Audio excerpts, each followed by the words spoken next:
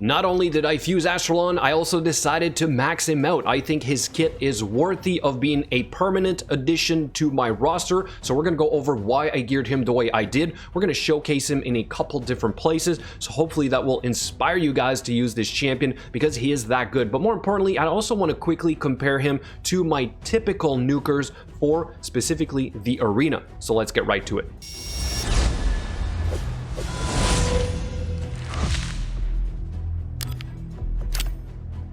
Let's quickly go over the kit. By now, you guys obviously know how this champion works, but here's the reason why I decided to max him out. It was mainly for this A3 right here, which gives you an AoE stun, 100% chance of placing an AoE stun on top of removing all buffs from targets under Veil or Perfect Veil buffs, which is really unique in the game, and I think that is the main reason why I maxed him out. It's because I didn't really have other champions on my team to effectively strip enemies in the arena. And then you might think, obviously this is going to be really good against Duchess teams, but the problem with like a Duchess, they tend to have a whole lot of resistance. So if you want to take advantage of this champion's full kit, you need to go really high accuracy. And I thought, you know what, I'm not going to attempt that. Instead, I'm going to try and aim to remove the Perfect Veil buffs on the other nukers. So I went for a reasonable amount of accuracy, as you'll see in a second. The other thing I wanted to emphasize about this champion was his passive. You have the ability to reduce the incoming damage by 25% if the enemy's attack is lower than this champion. Therefore, you really want to stack a whole lot of attack on this champion. So I decided to go like full cruel pieces. I think it is perfect for this champion. Yes, I might hit harder with a savage set, but with a full cruel set, I'm able to hit some very high numbers for my attack. I currently have 6,000. I'm a little bit slow for what I typically like to have for a nuker. I like to be closer to about 200 speed, but I'm going to say that 181 is reasonable for the time being. We have 100% crit rate and only 246% crit damage. Of course, I would like this to be 300%, and I would love to have like 350 accuracy, but let's face it, this is not godly gear. In fact, we're using crit rate gloves, so that's another thing I wanted to try and do on this champion, was to use other pieces than my typical nuker, which is Foley. So even though Foley doesn't have his gloves and his amulet right now, that's because they're on a cold heart, he's usually also geared at the same time. So that's what I mean here, is that I want to compare these two champions because they're my now two options for the arena, right? As for the rest of the pieces here, we have, you know, the regular stuff, attack percent, we've got some accuracy right here, and then we have a lot of crit damage on the pieces, obviously, because we have crit rate gloves, all right? So the whole point here was to make a balanced setup, and we do have attack percent boots. I think that's also really important to mention. I could even drop this right here to go for an attack banner, which I do believe I have right here, but I kind of gave up on that because I think you need a minimum of accuracy. So if you're trying to strip the veil buffs from the enemy nukers, I would say that probably aim for about 200 accuracy, maybe even 160 would be sufficient, but I went with a little bit more, right? So all the skills are done. And then for the masteries, here's what I'm using for the time being. We do have Helm Smasher for the tier 6. We are going into somewhat of a nuker first hit setup, and we are going for Shield Breaker, and we're also not even going for Deadly Precision. We are in fact going for Blade Disciple, and I want to take a second to talk about this. If you analyze how much in terms of substats this is worth, it's probably 2 rolls of attack on one piece of gear compared to crit rate, which is basically just about 1 roll. So in terms of value, I think this attack here is maybe a little bit better. And because I was using crit rate gloves, it was a lot easier for me to reach 100% crit rate. Therefore, I thought, why not try and maximize even more his attack? I think that over 6,000 is probably overkill. I think anything above 5,500 means you'll probably be stronger in a sense than all the other nukers that you're going to face in the arena, unless you're going into platinum and you're going to face like a 6,000 attack Trunda, which at that point you're gonna die anyway, right? So don't bother too much trying to go really high, but I decided to go with this for the time being. And then we went into defense here just to be, again, a little bit tougher. We don't have a ton of resistance, so we are expecting to be crowd control every now and then, which is why I went with a Wisdom of Battle. We do have an AoE stun, so Harvest of Despair is pretty reasonable to apply a leech, assuming the fight would drag on. And of course, Cycle of Revenge, if you try or if you plan on doing a slow team, and retribution. Now let's go over a couple different places of where I tried him so far. Starting with the Ice Golem run you guys saw in the beginning, and I tried to pick a team that wasn't too much over the top extra legendaries that are really hard to get. So we have Arbiter, Sile the Drakes, we do have a Poisoner, which is a Cold Brawler, might as well be Frozen Banshee, and we have a Stag Knight. I did try it with a Lydia, and I'll tell you right now, he can entirely nuke these waves in one shot with this current gear. Right there, he would basically wipe the entire wave if we had the extra weaken debuff.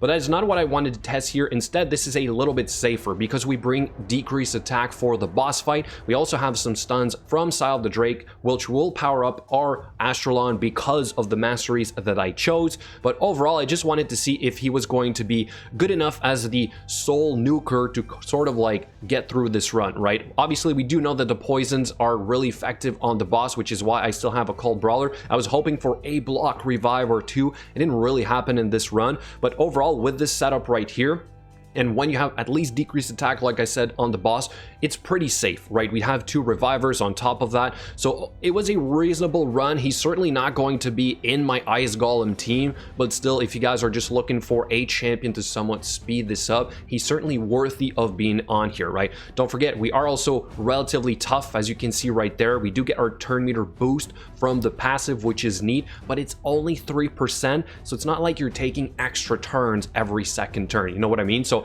he's still pretty reasonable for a dungeon champion, but that's certainly not where I want to use him the most. So let's go check out instead the arena. So let's start with a regular fight where I literally just replace Foley with Astralon. All right, so we don't have AoE decreased defense and weaken, but we do have true fears and possibly some stuns or provokes. I'll also point out here that we're not going to have the veil debuffs, the veil buffs on the enemy team, and we cannot remove the one from Canderphone, all right, unless the Duchess goes into placing her own veil, which will replace the one on Canderphone. Then you would be able to remove it. I did observe that a couple of times. Until then, though, I'm going to say that unless they buff up first, you're literally just using this guy as a nuker, which is reasonable anyway, right? But again, he might not replace my Foley specifically for that aspect, even though they both have very similar multipliers, which is about 3.8 times their attack. He can still hit pretty darn hard with that A2 as well, which by the way also has a revive if that would ever proc, but I've never had that work on an arena fight so far. In this next fight, I wanted to see if he was going to be a counter to my Torment counter, which is an enemy Foley, right? Typically, I would not put a Torment up against a Foley. In this case, if he procs, which he does right there, but then he gets the fear, he would have probably hit my Astralon, and I wanted to see if I was going to die from that Foley hit with my shield on. I'll tell you right now, he can't die. Definitely he will die from a really strong Foley or other nukers possibly that would go into counter attacking him. So that 25% damage mitigation from his passive is good, but it doesn't make you invincible. That's what I wanted to test here.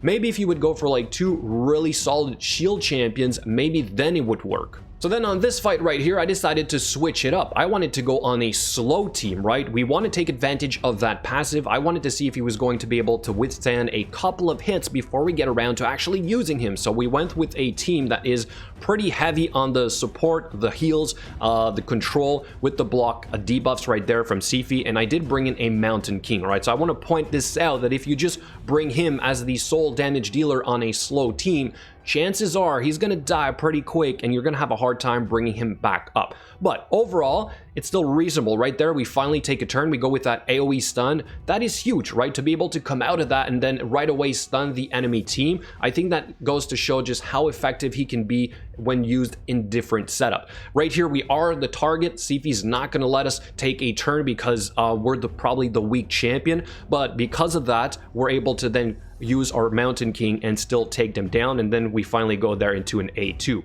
So for this last fight, I wanted to fight a tough team, all right? So we have a Hegemon on the enemy team.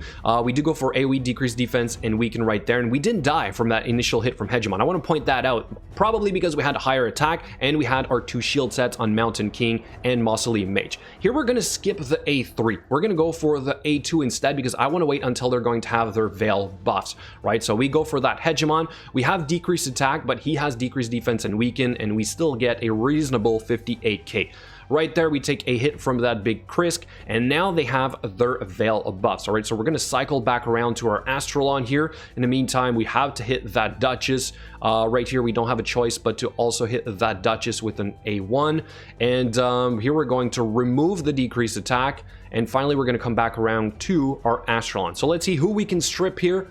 We only get that Krisk, so I'm thinking that guy had low resistance, and again, if you want to be able to strip a really high resistance team, he's probably not your guy to do this. All right, so that is what I want to point out here, is that he is primarily a nuker and will occasionally remove the Veil buffs from a low resistance team. And right here I'm really not helping myself because we went for a team that has a Lydia in the lead.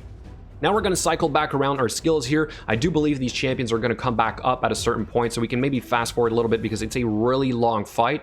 But at some point, we do come back around to, if I'm not mistaken, taking another turn with our Astralon. That little extra sort of boost on the turn meter is nice, but I'll point this out right now. Don't use it against Torment.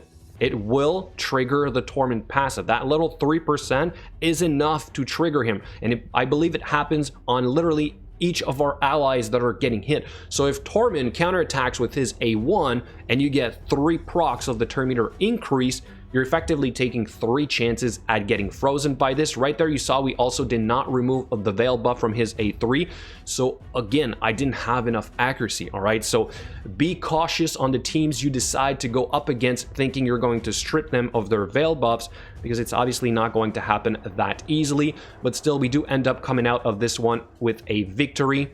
And this was a reasonable team, right? So 300k against 341k. So reasonable champion, but I want to have your thoughts in the comments below. Have you guys built Astralon so far? And of course, he's in my faction wars. That's sort of like a gimme, so he's always going to be in there at this point. But I want to know how you guys built your Astralon so far. So here's one last look at my total stats for the time being in full cruel gear with attack percent boots. And finally, here's the great haul in case you guys are trying to compare stats. Hopefully you guys have learned a little something different in today's Astralon showcase. Let me know what you think in the comments below. As always, thank you so much for watching, and I'll catch you guys later.